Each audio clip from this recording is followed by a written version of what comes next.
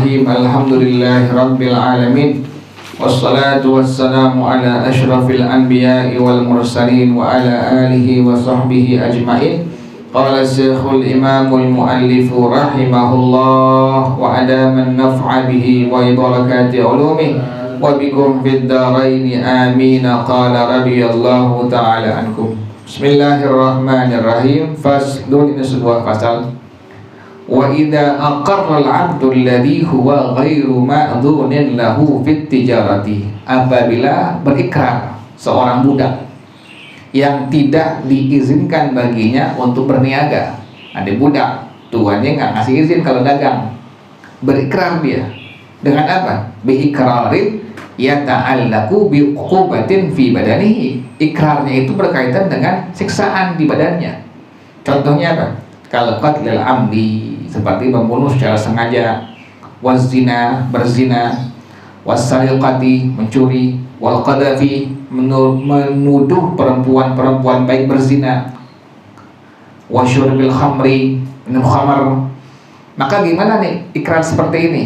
Jadi ada budak keluar dagang tanpa izin tuannya, kemudian dia ikrar. Ikrarnya dia yang berkaitan dengan siksaan di badannya. Contohnya membunuh sengaja, berzina, mencuri, menuduh perempuan baik-baik berzina, minum khamar. Ini bagaimana hukum ikrarnya? Qubila iqraruhu, diterima ikrarnya. Wa uqima alaihi haddu ma aqarra bihi, maka dilaksanakan atasnya had hukuman yang itu budak berikrar dengannya. Misalnya dia mencuri, maka potong tangan. Misalnya dia berzina, dia muhsan, udah pernah nikah, maka dirajam sampai mati. Itu demikian. Diterima ikrarnya, kemudian dilaksanakan hukuman yang itu budak berikrar dengannya. Pendapat siapa ini? Inda Abi Hanifah wa Malikin wa Syafi'i, menurut pendapat daripada Al-Imam Abu Hanifah, Imam Malik, Imam Asy-Syafi'i radhiyallahu anhum ajma'in.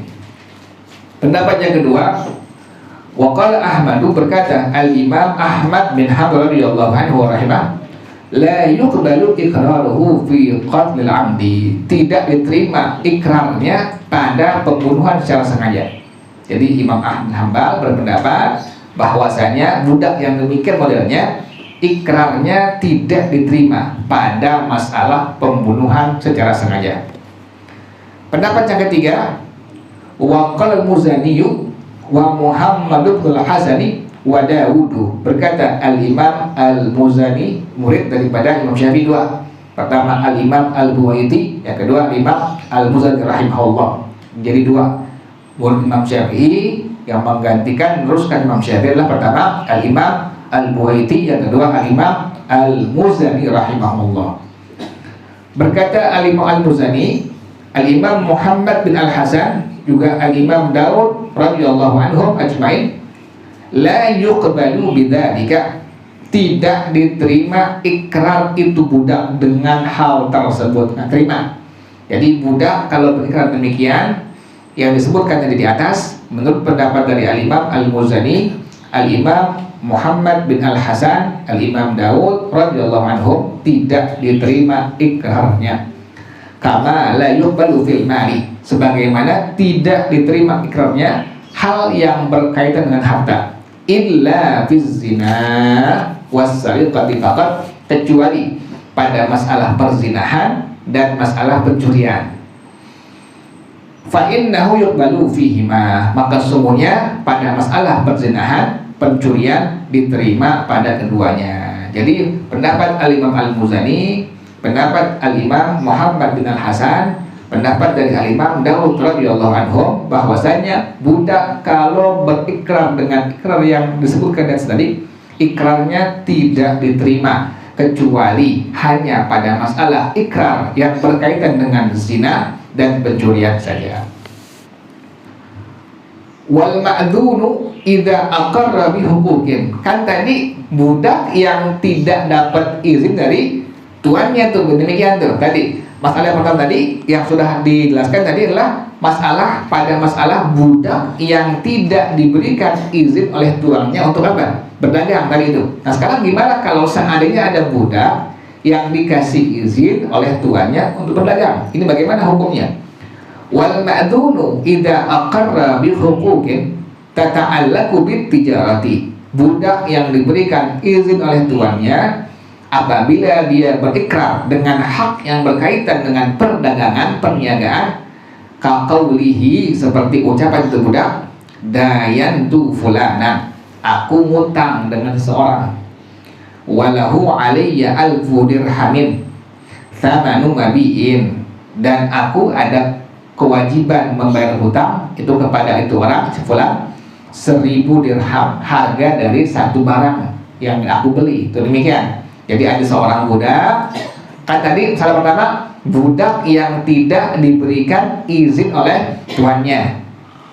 Sekarang ini bagaimana kalau masalah budak yang dikasih izin oleh tuannya? Dia berikrar dengan hak yang berkaitan dengan apa ini? Dengan perniagaan. Contohnya, ini budak bilang, saya ngutang dengan seseorang, utang saya 1000 dirham, harga satu barang. Aumi atau dirhamin, atau 100 dirham, arsyu aibin, sebagai denda daripada aib barang yang aku beli. Au qardin, atau sebagai pinjaman. Nah ini bagaimana hukumnya seperti ini? Fa innahu yuqbalu iqraruhu inda Malikin wa Syafi'i wa Ahmadah. Maka sungguhnya diterima ikrarnya menurut pendapat daripada Al-Imam Malik, Imam Syafi'i, dan Imam Ahmad bin Hanbal radhiyallahu anhu. Demikian ya.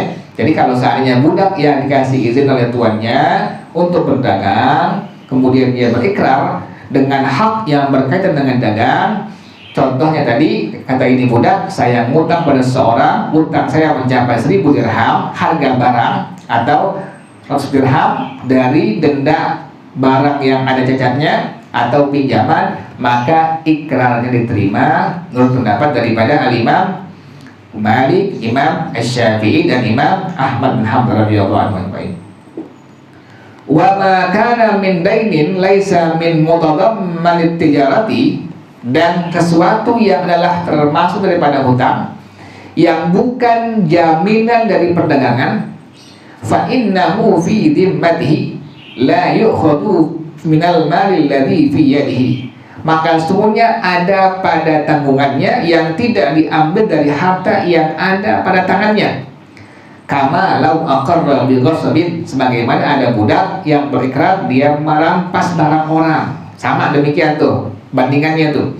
Jadi kalau seandainya ada budak yang punya hutang, hutangnya bukan termasuk daripada jaminan daripada dia punya perdagangannya, maka sungguhnya ada pada tanggungan tuannya, dan diambilnya bukan dari harta yang dimiliki oleh itu budak. Jadi tanggungan siapa? Tuannya tuh.